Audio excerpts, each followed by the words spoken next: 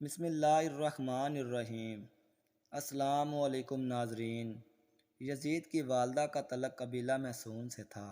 جب 645 میں یزید پیدا ہوا تو اس کی ماں محسون طلاق لے کر اپنے قبیلے آ گئی۔ محسون قبیلہ ابھی نیا نیا مسلمان ہوا تھا، جس کی وجہ سے ابھی تک عیسائیت کے رسم و رواج قبیلہ میں موجود تھے۔ اسی عیسائیت والے ماحول میں یزید کی پرورش ہوئی۔ تبھی تو مسیحت کی تعلیمات یزید میں رچ بس گئیں۔ بندروں کو پال کر ان سے کھیلنا، شراب خوری اور شطرنج اس کی مصروفیت کا اجاگر پہلو تھے۔ انتہائی مخالفت کے باوجود یزید 60 ہجری میں تخت نشین ہوا۔ حکومت ملتے ہی یزید نے مدینے میں موجود اتبا کو خط لکھا کہ ہر صورت عبداللہ بن زبیر، عبد الرحمن بن ابی بکر، عبداللہ بن عمر اور نواسہ رسول سے میری بیعت لو، لیکن ان سب نے بیعت سے انکار کر دیا۔ یزید نے مدینے کے گورنر کو دوسرا خط لکھا تو گورنر مدینہ حضرت امام حسین کے پاس حاضر ہوا اور بتایا کہ یزید نے مجھے آپ سے زبردستی بیعت لینے کا کہا ہے۔ امام علی مقام نے دیکھا کہ مدینے میں قتل و غارت اور فساد برپا ہو سکتا ہے تو آپ نے ہجرت شروع کر دی۔ اپنے خاندان اور کچھ اصحاب کے ساتھ آپ پہلے مکہ گئے اور پھر کوفہ کی طرف روانہ ہو گئے، لیکن 18,000 کوفیوں نے آپ کی بیعت توڑ دی اور پھر واقعہ کربلا پیش آیا۔ کربلا کا دل خراش واقعہ ہی یزید کا سب سے بڑا اور گھناؤنا کام تصور کیا جاتا ہے۔ یزید نے عبید اللہ ابن زیاد جیسے گورنر کو کوفہ میں تعینات کیا، جس کو حکم دیا گیا کہ کربلا میں ہی حضرت امام حسین علیہ السلام سے بیعت لی جائے، بصورت دیگر ان سے جنگ کی جائے۔ عبید اللہ ابن زیاد کے حکم سے شمر اور عمر بن سعد نے کربلا پر لشکر کشی کی۔ نواسہ رسول اور ان کے 72 جانساروں کو 3 دن تک پیاسا رکھ کر شہید کر دیا گیا۔ تاریخ کربلا ایسی دردناک ہے کہ بہت سے تاریخ دانوں نے اسے لکھتے لکھتے خون کے آنسو بہائے ہیں۔ ایسا ظلم کیا گیا کہ جس کی کوئی مثال نہیں ملتی۔ بچے، بوڑھے، جوان، یہاں تک کہ عورتوں کو بھی قیدی بنایا گیا۔ عورتیں بھی کوئی عام نہیں ہیں، وہ نبی جو وجہ کائنات ہیں، یہ انہی کی نواسیاں تھیں۔ اللہ اکبر۔ پھر یزید کے دربار میں جب امام حسین علیہ السلام کا سر مبارک پیش کیا گیا تو اس نے آپ کے سر مبارک کی بھی توہین کی اور کچھ ایسے اشعار پڑھے کہ بعض تاریخ دان تو یزید کو فاسق فاجر ہونے کے ساتھ ساتھ کافر بھی قرار دیتے ہیں۔ آخر کیا وجہ تھی کہ یزید نے عبید اللہ ابن زیاد، شمر اور عمر بن سعد کو اہل بیت کو شہید کرنے کی سزا کیوں نہ دی؟ کیوں واقعہ کربلا کے بعد بھی یزید کی موت تک عبید اللہ ابن زیاد کوفہ اور بصرہ پر یزید کی طرف سے حکمران رہا؟ ایسے واقعات کے باوجود بھی ابن زیاد جیسا شخص اپنی مسند پر براجمان رکھنے کی وجہ یزید کے پاس آخر کیا تھی؟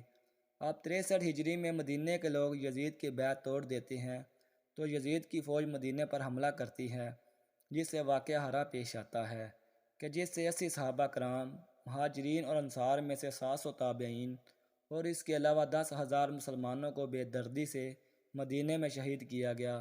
صحیح مسلم میں 3319 سے لے کر 3339 تک یہ 15-20 احادیث ہیں، جن کا لب لباب یہ ہے کہ آپ صلی اللہ علیہ وسلم نے فرمایا، جس نے اہل مدینہ کو ڈرایا، اہل مدینہ کو دمکایا یا مدینہ والوں پر ظلم کیا، اس پر اللہ کی لعنت، اللہ کے فرشتوں کی لعنت اور تمام لعنت کرنے والوں کی لعنت۔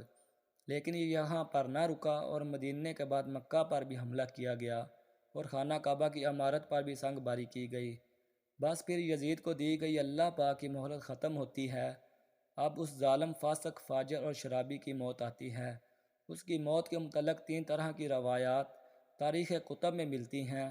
پہلی روایت تو یہ ہے کہ یزید ایک رومی نسل کی خوبصورت لڑکی کے عشق میں مبتلا ہو گیا۔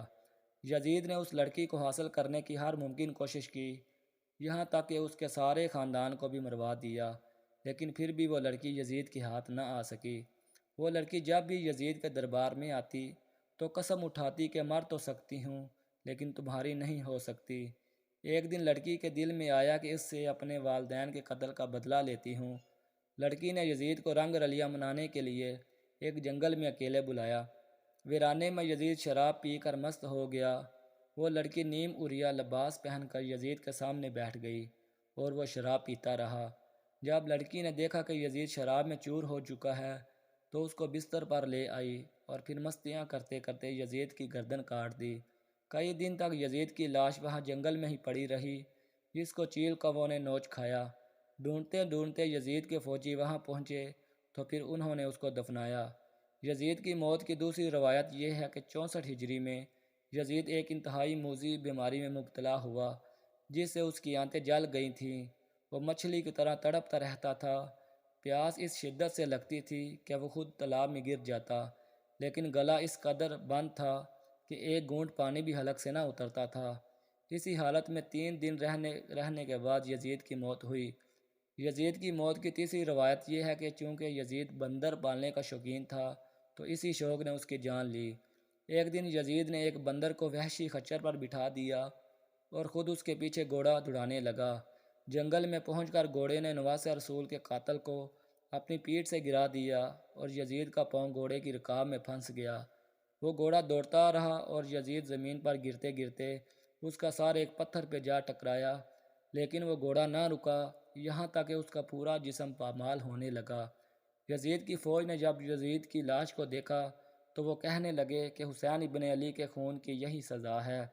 یزید صرف 3 برس 6 ماہ تک تخت پر شرارت و خباثت کر کے 14 ربیع الاول 64 ہجری کو شام ملک کے شہر حمص کے علاقے حوارین میں 39 سال کی عمر میں مر گیا۔ آج بھی اس ملعون کی قبر دمشق میں نشان عبرت ہیں۔